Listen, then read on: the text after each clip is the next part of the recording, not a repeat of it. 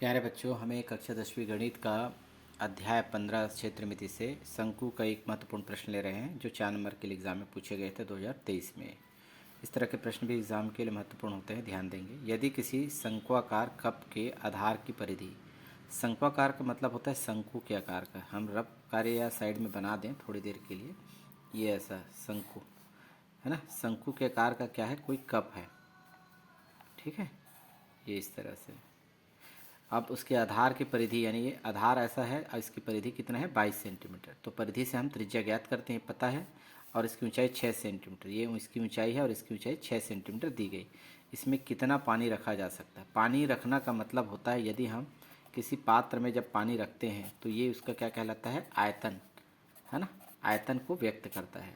तो आपको क्या करना है, शंकु का आयतन ज्ञात करना है। प्रश्न हमको समझ में आना चाहिए कि क्या दिया गया और क्या पूछा गया है, ठीक है ना। किसी भी पात्र में हम रखते हैं, जैसे हम शंकु के आकार के पात्र में रखे हैं, तो यहाँ पर शंकु का आयतन ही आपको ज्ञात करना है। तो यहाँ पर आप देख पा रहे हैं क्या दिया गया है, परिधि। तो परिधि लिखेंगे, यहाँ पर दिया गया है शंकु, शंकु की परिधि, परिधि स्पष्ट लिखा है 22 सेंटीमीटर।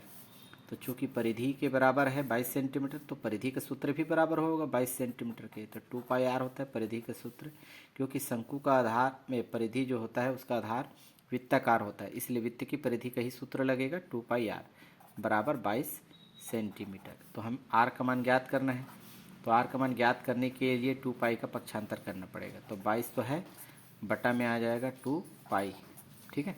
अब हमें पाई का मान रखना है यहाँ पर, तो पाई का मान रखेंगे 22 का 22 बटे 2 है, गुना पाई का मान रखेंगे 22 बटे 7, 22 बटे 7 तो 7 है ना, ऊपर चला जाएगा, तो 22 22 क्या हो जाएगा, कट जाएगा। इस तरह से r का मान आ जाएगा 7 बटे 2। सेंटीमीटर है तो सेंटीमीटर आपको लिखनी है। तो इस तरह से हम बता सकते हैं कि शंकु की त्रिज्या कितनी आ गई, 7 बटे 2 सेंटीमीटर। अब आपको पूछा गया है कि उसमें कितना पानी रखा जा सकता है। आपको पहले भी बताया कि यदि हम इसमें कोई भी तरल द्रव्य पदार्थ यदि हम रखते हैं, जैसे तेल है, पानी है, कुछ भी चीज़, तो उसमें जितना समा जाएगा उस वस्तु का आयतन कहलाता है। तो यहाँ पर हमें आयतन ज्ञात करना है, तो इसलिए शंक्वाकार, शंक्वाकार कप है ना, यानी किसके समान है, शंकु के समान है, शंकु का आयतन। तो बराबर हमारे पास शंकु का आयतन का सूत्र होता है 1/3, फार्मूला याद होना चाहिए, पाई आर स्क्वायर एच। आयतन ज्ञात करने के लिए आर और एच का मान होना चाहिए। आर का मान हमारे पास है और ऊंचाई कितनी दी गई है, 6 सेंटीमीटर, ठीक है। तो यहाँ पर हम लिखेंगे 1/3, पाई का मान रखेंगे 22/7, आर का मान हमारे पास है 7/2, आर का वर्ग है तो 7/2 का कितने बार, 2 बार लिखेंगे, 7/2 गुना 7/2। एच का मान कितना दिया गया है, 6 सेंटीमीटर। तो यहाँ पर आप लिखेंगे 6 सेंटीमीटर।